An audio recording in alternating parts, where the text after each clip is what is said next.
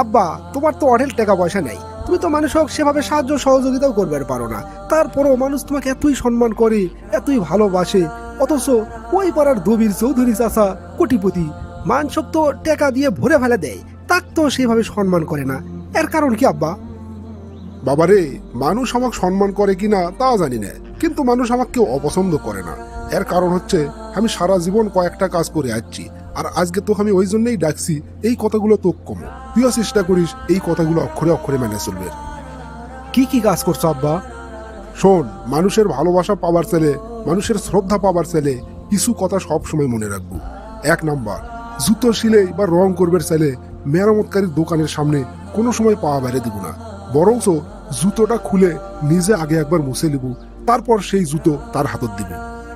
2 number, কখনো কাকো কামলা, কাজের লোক বা বুয়া বলে ডাকপুরা, মনে রাখিস তারাও কারো না কারো ভাই বোন মা বাবা, তাদেরও সম্মান দিয়ে ডাকিস।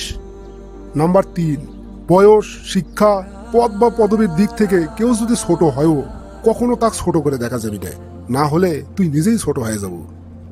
নাম্বার 4, পড়াশোনা করে জীবনে উন্নতি কর, কিন্তু কারো ঘাড়ত পা দিয়ে উপরে ওঠার চেষ্টা করিস না।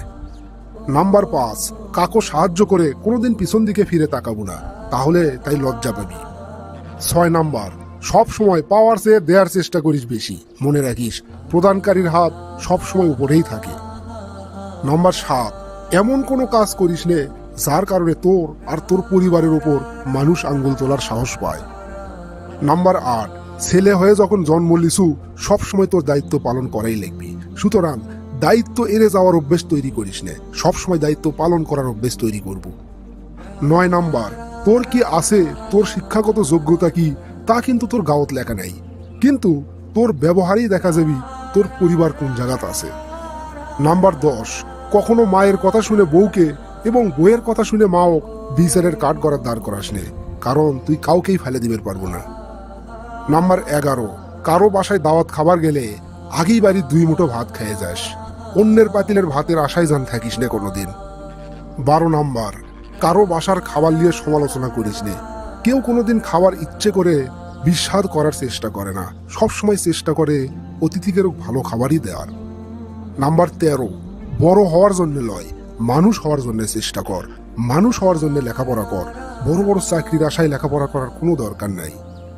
14 নাম্বার, শ্বশুর কিংবা শাশুড়ি এতটাই সম্মান দিস যতটুকু সম্মান তোর নিজের বাপ মাও দিস, এবং তাদের সাথে এমন আচরণ কর যাতে করে তাদের মেয়ে তোর বাড়িতে পাঠানোর জন্য অস্থির হয়ে থাকে। 15 নাম্বার, সবসময় ভদ্র আর নম্রভাবে চলবো আর কথা কবু, কিন্তু কোনোদিন অন্যায়ের সাথে আপোষ করব না।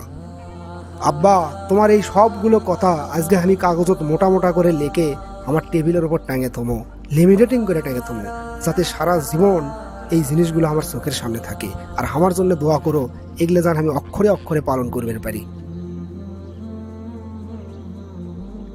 প্রিয় দর্শক মন্ডলী, আপনাদের জন্য একটা কুইজ আছে।